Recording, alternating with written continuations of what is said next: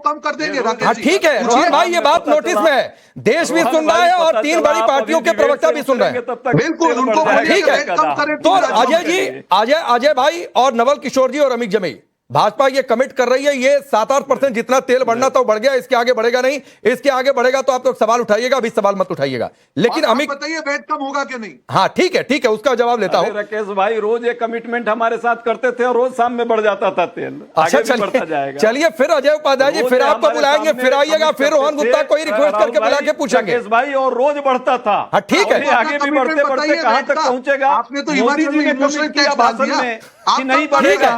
ठीक है अमित जमई साहब, अमित जमई, अच्छा रुक जाइए, बाकी पार्टियों को लाओ वरना नाराज हो जाएंगे अमित जमई साहब। अरे रुक जाइए, 3 बार नाम ले लिया। अमित जमई जी, आपकी पार्टी के एक नेता ने कहा, अजय भाई आता हूं सर, आता हूं, ठीक है अजय भाई आता हूं। अमित जमई, आपकी पार्टी के भी एक नेता ने कहा है कि अब समय है कि लोग सड़कों पर आ जाए, तो आपका भी फॉर्मूला यही है कि नेपाल, बांग्लादेश, श्रीलंका जैसा कुछ तो हो जाए? देखिए, हमारी समाजवादी पार्टी की और मेरे नेता मानिकेश जी की जो सबसे बड़ी चिंता और हमारी परेशानी ये है कि नरेंद्र मोदी, भारतीय जनता पार्टी भारत को अराजकता, अव्यवस्था की तरफ ले जा रहे हैं। और जिस तरह से पूरा इकोनॉमिक क्राइसिस, जिस तरह से पूरा एनर्जी क्राइसिस हुआ, उसको Narendra Modi, Bharatiya Janata party, NDA deal नहीं कर पाई। चलिए, एलओपी आदरणीय राहुल जी ने जो कुछ कहा, हमारे अजय उपाध्याय ने उसका जवाब दिया। मेरा ये मानना है कि जो सरकार के समर्थित अर्थशास्त्री हैं, सुरजीत भल्ला साहब, हमारे जो फॉर्मर वित्त सचिव रहे हैं सुभाष गर्ग साहब, वो कहते हैं कि अगर जरूरी कदम नहीं उठाए गए तो भारत को बहुत बड़े संकट का सामना करना पड़ेगा, जो एनडीए, जो भारतीय जनता पार्टी संभाल नहीं पाएगी। हमारे जो सुभाष गर्ग साहब है वो ये कहते हैं, उन्होंने इसको जो है फ्रेजाइल 5 में भारत का कैटेगरी में शामिल किया है, जिसमें वल्नरेबल 1 में भारत है। क्योंकि भारत में जो हमारे अपने उद्योगपति हैं भारत के, वो निवेश करने से डर रहे हैं, विदेशी निवेश आने लगा। भारत का जो अपना एमएसएमई था, टैरिफ लगने के बाद, अमेरिका के टैरिफ लगने के बाद, पूरी भारत का जो एमएसएमई, उत्तर प्रदेश का जो एमएसएमई था, वो पूरा कोलैप्स कर गया, हजारों करोड़ का नुकसान हुआ। ये हमें नहीं मालूम कि अमेरिकी साम्राज्यवाद का जो चेहरा भारतीय जनता पार्टी और एनडीए की सरकार बनी है, इनकी मजबूरी क्या है। देखिए, जब संकट आएगा तो टेलीविजन इंडस्ट्री पे आएगा, आम लोगों पे भी आएगा, जितने भी हमारे इंडस्ट्री के सेक्टर है वो सब पर आएगा। और बात है देश की, सवाल ये कि कल जब मनमोहन सिंह जी को लेकर पूरे देश में जब आंदोलन प्रदर्शन होता था, भारतीय जनता पार्टी सड़क होती थी। समाजवादी पार्टी भी यूपी 2 में हम मनमोहन सिंह जी की बहुत सी नीतियों से हम सहमत नहीं थे, हम उनके सामने खड़े होते थे। लेकिन आज नरेंद्र मोदी अमेरिकी साम्राज्यवाद का चेहरा बनकर जो भारत को डुबाने का काम कर रहे हैं, जिससे एक बड़ी युवाओं में निराशा, उनके अंदर हताशा, बेरोजगारी का संकट पैदा हुआ है। जब युवा हताश, निराश होगा, आप हमें बताएं कि वो क्या करेगा। हमारा ये नहीं कहना है कि बांग्लादेश नहीं, जो बांग्लादेश में हुआ, जो श्रीलंका में हुआ, जो नेपाल में हुआ, रातों क्या हुआ है, अमेरिका की सीआईए ने क्या किया है, ये किसको नहीं मालूम है। भारत में हम लड़ेंगे ऐसी व्यवस्था के खिलाफ, लेकिन सवाल नरेंद्र मोदी ने, भाजपा ने हमारे देश को जिस गर्त में डाला है, हमें उससे निकालने में क्या दशक लगेंगे। लेकिन अमित साहब, आपकी बातों में कॉन्ट्रडिक्शन है। अमित जी, आपकी बातों में कॉन्ट्रडिक्शन है। आप कह रहे हैं कि मोदी सरकार अमेरिकी साम्राज्यवाद का निशाना है, आप यह भी कह रहे हैं कि नेपाल, बांग्लादेश, श्रीलंका में जो हो गया वो सीआईए ने करवा दिया। तो अगर मोदी सरकार अमेरिका के इशारे पर चल रही तो सीआईए यहां पर कैसे हेरफेर करवाएगा? या तो फिर आप ये चाहते हैं? मेरा आपसे ये कहना है कि देखिए, ये जो देश थे, बांग्लादेश, ये तो पहले तो गुलाम बने ट्रंप के और अमेरिकी साम्राज्यवाद के। जब गुलाम बने उसके बाद उन्होंने उस देश की स्टेबलाइज्ड डेमोक्रेसी को, जो स्टेबलाइज्ड डेमोक्रेसी थी, अरे भाई, हमारी ये जो शेख हसीना है, 75% वो शेख हसीना को मिलता था, विपक्ष वहां पे था नहीं, नाम मात्र। मान लीजिए कि इंडिया का जो विपक्ष है वो आज मार्जिनलाइज्ड है, लेकिन शेख हसीना को रातों रात बांग्लादेश के लोगों ने कहां पहुंचाया, ये चिंता का विषय तो है। ठीक है, तो जो नरेंद्र मोदी जी कर रहे हैं, जो भारतीय जनता पार्टी कर रही है, 2027 में उत्तर प्रदेश उसके खिलाफ होने वाले है।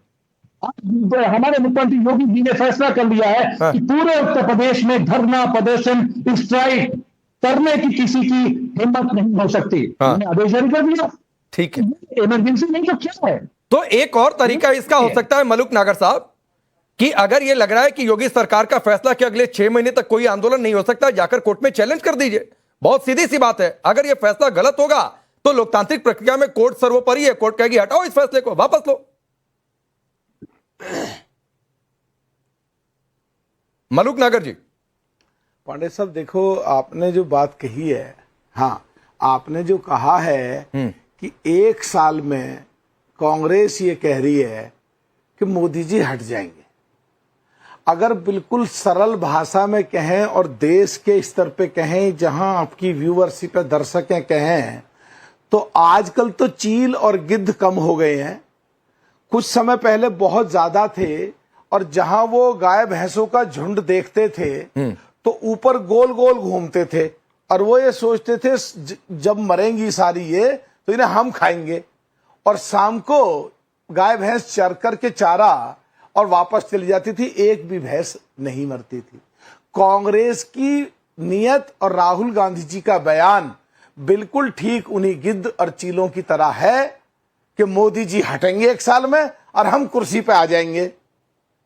मोदी जी उन्हीं गाय भैंसों की तरह बिल्कुल किसी भी कीमत पे कहीं नहीं जाने वाले हैं, और चील और गिद्ध जो कांग्रेस जिस तरह सोच रही है वो कुछ नहीं होगा। एक भी गाय भैंस नहीं जाएगी, चीलों को वापस जाना पड़ेगा। और आजकल आज के परिवेश में चील और गिद्ध काफी लुप्त हो गए हैं, उसी तरह कांग्रेस भी जनता और जो जनसंख्या के आधार पे 8.5% देश में केवल रह गई है, और उसमें से भी साफ हो जाएगी, या ये कहें ये मुंगेरी लाल के हसीन सपने हैं। दूसरा बयान दिया राहुल गांधी जी ने, या इमरजेंसी लगाएंगे।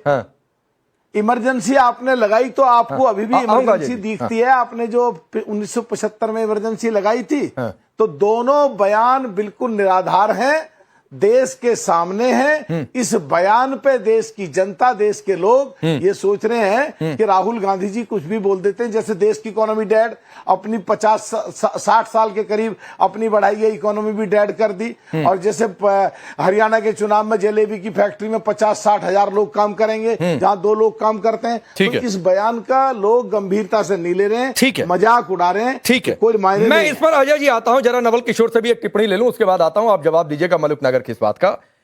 अब इमरजेंसी की बात आ गई नवल भाई, तो सबसे पहले तो आपकी ओर से आना चाहिए था, क्योंकि मीसा भारती का तो नाम ही रख दिया गया था मीसा, इसीलिए।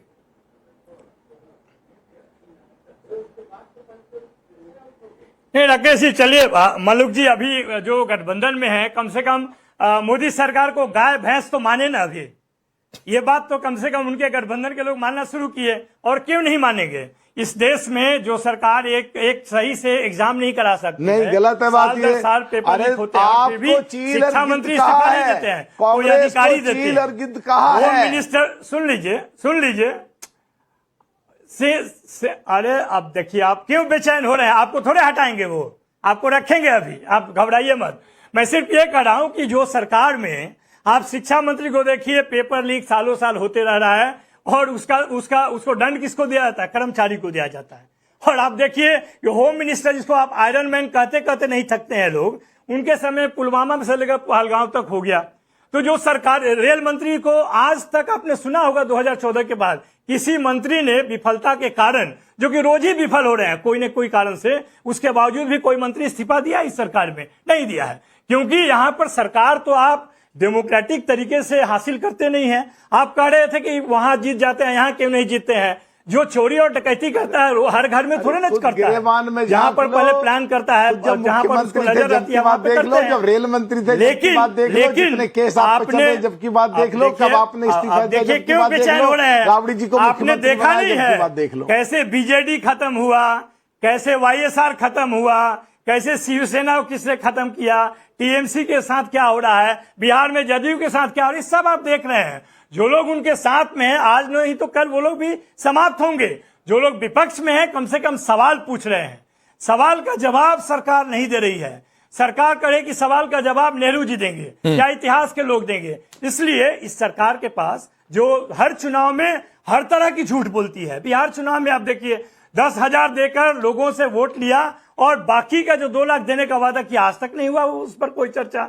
1 करोड़ नौकरी देने की बात थी, क्या बात कर रहे हैं? 6 महीने में 2 मुख्यमंत्री और 4 डिप्टी चीफ मिनिस्टर बन गए, लेकिन समस्या वहीं के वहीं है। इसलिए जो अराजकता आप कह रहे हैं जिसको, वो लोगों में बेचैनी है, छात्र युवाओं में बेचैनी है, और वो सड़क पे आ भी रहे हैं। आप तो जिस तरह से पिटाई कर रहे हैं, लगता है कि नवल भाई एक क्रॉस क्वेश्चन है आपसे। मलूक साहब एक सेकंड, मलूक साहब एक सेकंड, खत्म करा दिया, एक सेकंड प्रचार नहीं करा, आखिर ठीक है। था।